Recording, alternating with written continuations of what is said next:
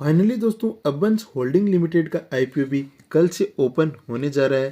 तो दोस्तों इस वीडियो में हम इस आईपीओ के बारे में कंप्लीट डिटेल में बात करेंगे कि ये कंपनी क्या काम करती है, कंपनी का इंफ्रास्ट्रक्चर किस प्रकार का है, कंपनी का मेनली बिजनेस क्या है, कि कंपनी क्या काम करती है, कंपनी का इंफ्रास्ट्रक्चर किस प्रकार का है, कंपनी में कितने एम्प्लॉयज काम करते हैं और कंपनी में फ्यूचर पोटेंशियल कितना है। साथ में हम बात करेंगे कि कंपनी की फाइनेंशियल रिपोर्ट किस प्रकार की है, इस आईपीओ का वैल्यूएशन क्या है, यानी ये कंपनी किस वैल्यूएशन पर लिस्ट हो रही है। साथ में हम ग्रे मार्केट प्रीमियम भी देखेंगे कि इस आईपीओ में आपको कितना लिस्टिंग गेन हो सकता है, इस आईपीओ की ग्रे मार्केट में डिमांड कैसी है, और अंत में हम बात करेंगे कि इस आईपीओ में आपको अप्लाई करना है या नहीं करना। अगर अप्लाई करना है तो कौन सी स्ट्रेटेजी के साथ अप्लाई करना है ताकि अलॉटमेंट की चांस भी ज़्यादा हो और आपको ज़्यादा से ज़्यादा लिस्टिंग गेन हो। और इसके अलावा कंपनी के लॉन्ग टर्म व्यू की भी बात करेंगे, यानी लॉन्ग टर्म इन्वेस्टमेंट के लिए क्या ये कंपनी सही है या नहीं है। तो सारी बातें इस वीडियो में हम करने वाले हैं, तो वीडियो को एंड तक देखते रहिए। सबसे पहले दोस्तों इस कंपनी की बेसिक डिटेल्स की बात करें तो कंपनी की शुरुआत 2009 में हुई थी और ये कंपनी फाइनेंशियल सर्विस प्रोवाइड करती है। इसके अलावा ये कंपनी गोल्ड रिफाइनिंग के बिजनेस में लगी हुई है, ज्वेलरी के बिजनेस में लगी हुई है, कमोडिटीज ट्रेडिंग के बिजनेस में लगी हुई है, agricultural trading and warehousing के बिजनेस में लगी हुई है, software development and real estate के बिजनेस में भी लगी हुई है। तो दोस्तों एक साथ ये कंपनी काफी सारे बिजनेस को रन करती है। इसके बाद दोस्तों इस कंपनी के बिजनेस की डिटेलिंग की बात करें तो ये एनबीएफसी सर्विस प्रोवाइड करती है, global institutional trading in equity service provide करती है, commodities and foreign exchange service provide करती है, private client stock broking service provide करती है, डिपोजिटरी सर्विस प्रोवाइड करती है, एसेट्स मैनेजमेंट सर्विस प्रोवाइड करती है, investment advisory service and wealth management service provide करती है कॉरपोरेट्स को, institutional and high net worth clients को।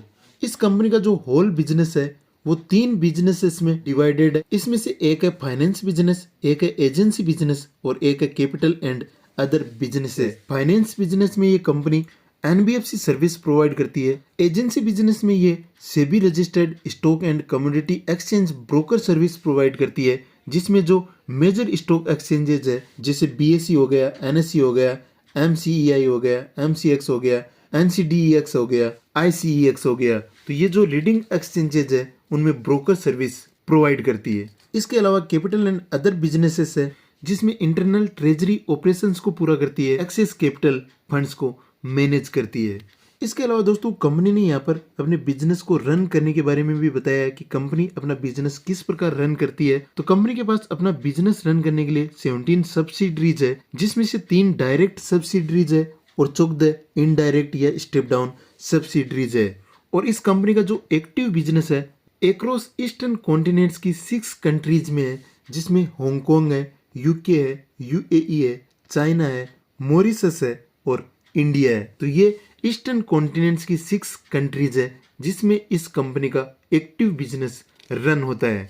और दोस्तों करंट सिनेरियो में कंपनी में 100 के आसपास एम्प्लॉइज वर्क कर रहे हैं। तो दोस्तों इस प्रकार ये है कंपनी की बेसिक डिटेल्स कि कंपनी क्या काम करती है, कंपनी का बिजनेस मॉडल किस प्रकार का है, कंपनी का इंफ्रास्ट्रक्चर किस प्रकार का है, कौन कौन से रीजन में कंपनी मेनली वर्क कर रही है। इसके बाद हम आगे बढ़ते हैं और अगले सेगमेंट पर चलते हैं जिसमें हम कंपनी की फाइनेंशियल रिपोर्ट देखेंगे कि कंपनी के फाइनेंशियल किस प्रकार के हैं। तो दोस्तों कंपनी के फाइनेंशियल रिपोर्ट की बात करें तो कंपनी की जो टोटल एसेट्स है वो 31 मार्च 2020 को 1212.98 करोड़ रुपए थी। जो लेटेस्ट क्वार्टरली रिजल्ट आए हैं 31 अगस्त 2022 को, इसमें कंपनी की जो टोटल एसेट्स है वो 1230.72 करोड़ रुपए है। तो यहाँ पर दोस्तों 31 मार्च 2020 के कंपैरिजन में 31 अगस्त 2022 को कंपनी की टोटल एसेट्स में ग्रोथ देखने को मिली है। टोटल रेवेन्यू की बात करें तो 31 मार्च 2020 को 2771.88 करोड़ रुपए की टोटल रेवेन्यू कंपनी के पास थी। 31 मार्च 2022 को कंपनी की टोटल रेवेन्यू 646.23 करोड़ रुपए थी, यानी 2 सालों में कंपनी की रेवेन्यू हाफ के आसपास हो गई है। और 31 अगस्त 2022 को जो लेटेस्ट क्वार्टरली रिजल्ट आया है उसमें कंपनी ने जो टोटल रेवेन्यू दिखाई है वो 288.31 करोड़ रुपए की है। तो यहाँ पर दोस्तों आप देख रहे हैं कि टोटल रेवेन्यू में 31 मार्च 2020 के कंपैरिजन में 31 मार्च 2022 में भी गिरावट देखने को मिली है और लेटेस्ट जो क्वार्टरली रिजल्ट आए हैं उसमें भी कंपनी की जो टोटल रेवेन्यू है यहाँ पर इसमें भी कमी देखने को मिली है। इसके बाद दोस्तों प्रॉफिट आफ्टर टैक्स की बात करें तो 31 मार्च 2020 को 39.22 करोड़ रुपए का नेट प्रॉफिट था। 31 मार्च 2022 को 61.97 करोड़ रुपए का हो गया और जो लेटेस्ट क्वार्टरली रिजल्ट आए हैं उसमें जो कंपनी का नेट प्रॉफिट है वो 29.74 करोड़ रुपए है। तो दोस्तों नेट प्रॉफिट कंपनी का अच्छा है, लगातार बढ़ता भी जा रहा है, लेकिन टोटल रेवेन्यू लगातार कंपनी की घट रही है। इसके बाद नेट वर्थ की बात करें तो कंपनी की नेट वर्थ में भी लगातार ग्रोथ देखने को मिली है। और टोटल बोरोइंग्स की बात करें तो कंपनी की टोटल बोरोइंग्स थी 31 मार्च 2020 को 318.79 करोड़ रुपए। 31 मार्च 2022 को कंपनी पर टोटल डेट था 85.9 करोड़ रुपए और लेटेस्ट जो क्वार्टरली रिजल्ट आए हैं उसमें कंपनी का डेट रिड्यूस होकर 76.92 करोड़ रुपए हो गया है। तो टोटल बोरोइंग्स को कंपनी ने लगातार कम किया है। इस प्रकार दोस्तों एक वर्ड में बोला जाए तो कंपनी की फाइनेंशियल रिपोर्ट ओके है। हालांकि दोस्तों इसके लिए थोड़ा सा इश्यू है कि इसकी टोटल रेवेन्यू लगातार कम हो रही है। ओवरऑल कंपनी की फाइनेंशियल रिपोर्ट बहुत ही अच्छी है। इसके बाद दोस्तों आईपीओ लाने के ऑब्जेक्ट्स की बात करें तो कंपनी ने यहाँ पर 2 ऑब्जेक्ट बताए हैं। इसमें एक है फ्यूचर कैपिटल रिक्वायरमेंट को पूरा करना और एक है यहाँ पर जनरल कॉर्पोरेट पर्पज। इसके बाद दोस्तों हम चलते हैं अगले सेगमेंट पर जिसमें हम आईपीओ डिटेल्स के बारे में बात करेंगे। तो इस आईपीओ की जो बिडिंग डेट है वो 12 दिसंबर से 15 दिसंबर 2022 है। इस आईपीओ का प्राइस बैंड है 256 रुपये से 270 रुपये पर शेयर। इस आईपीओ में लोट साइज है 55 शेयर्स का। यहाँ पर इश्यू साइज है 345.60 करोड़ रुपए और इसमें से प्रेस इश्यू है 102.60 करोड़ रुपए और यहाँ पर ओपर फॉर सेल है 243 करोड़ रुपए। यहाँ पर भी दोस्तों जो मेजर इश्यू है वो ओपर फॉर सेल है। यहाँ पर आपको प्रेस इश्यू केवल 102.60 करोड़ रुपए का देखने को मिलेगा। इस आईपीओ की जो लिस्टिंग है वो बीएसई और एनएसई पर होने वाली है। इस आईपीओ में क्यूआईबीज के लिए 10% का कोटा है, एचएनआईज के लिए यहाँ पर 30% का कोटा है और रिटेलर्स के लिए यहाँ पर 60% का कोटा है, 60% का रिटेल कोटा है। दोस्तों यहाँ पर इस आईपीओ में रिटेलर्स के लिए अलॉटमेंट पाना थोड़ा सा इजी होगा। रिटेल कैटेगरी के लिए बहुत ही शानदार कोटा इस आईपीओ में अलाउ किया गया है। इस आईपीओ का जो अलॉटमेंट है वो 20 दिसंबर को होगा, रिफंड यहाँ पर 21 को होगा, डिमेरिट्स में शेयर्स को 22 दिसंबर को क्रेडिट कर दिया जाएगा और इस आईपीओ की जो लिस्टिंग डेट है वो 23 दिसंबर 2022 है। इस आईपीओ में रिटेलर्स के लिए मैक्सिमम 13 लॉट है जिसमें 715 शेयर मिलेंगे। एसएचएनआईज के लिए यहाँ पर 14 लॉट है जिसमें 770 शेयर मिलेंगे और बीएचएनआईज के लिए यहाँ पर 68 लॉट्स है जिसमें 3740 शेयर मिलने वाले हैं। इसके बाद प्रोमोटर्स होल्डिंग की बात करें तो प्री इश्यू शेयर होल्डिंग है 97.42% और पोस्ट इश्यू शेयर होल्डिंग रहेगी 72.09%। यहाँ पर इस कंपनी में प्रमोटर्स की होल्डिंग इस आईपीओ के बाद भी अच्छी बनी रहेगी। इसके बाद दोस्तों अगले सेगमेंट पर चलते हैं जिसमें हम ग्रे मार्केट प्रीमियम की बात करेंगे कि इस आईपीओ में आपको कितना लिस्टिंग गेन हो सकता है, इस आईपीओ का ग्रे मार्केट प्रीमियम कितना चल रहा है, इस आईपीओ की ग्रे मार्केट में डिमांड कैसी है।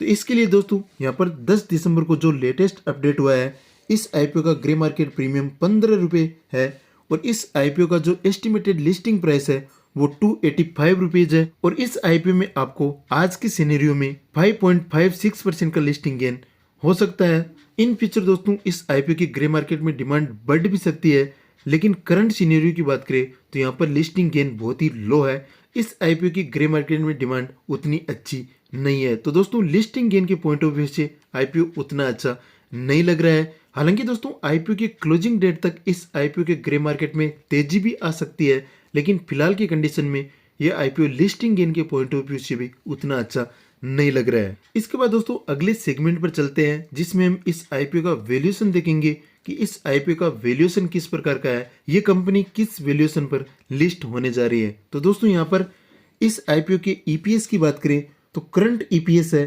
13.37 पर इक्विटी शेयर और रिटर्न ऑन नेटवर्थ है 9.01%। दोस्तों ईपीएस यहाँ पर एवरेज लग रहा है, लेकिन रिटर्न ऑन नेटवर्थ उतना अच्छा नहीं है। फिर भी दोस्तों हम पीयर कंपैरिजन करेंगे तो हमें पता चलेगा कि ये कंपनी किस वैल्यूएशन पर लिस्ट हो रही है। दोस्तों इस कंपनी का जो पी रेशियो है वो अप्रोक्सीमेटली 20 के आसपास है और इस कंपनी के पी को अगर हम पीयर से कंपेयर करें तो यहाँ पर जो पीयर ग्रुप्स की कंपनियां शेयर मार्केट में लिस्टेड है उनमें पहला नाम है एडलवाइसेस फाइनेंस सर्विस लिमिटेड जिसका पी है 27.44। एक कंपनी है जियोजीत फाइनेंस सर्विस लिमिटेड जिसका पी है 7.28। ये कंपनी है चॉइस इंटरनेशनल लिमिटेड, जिसका पी है 19.44।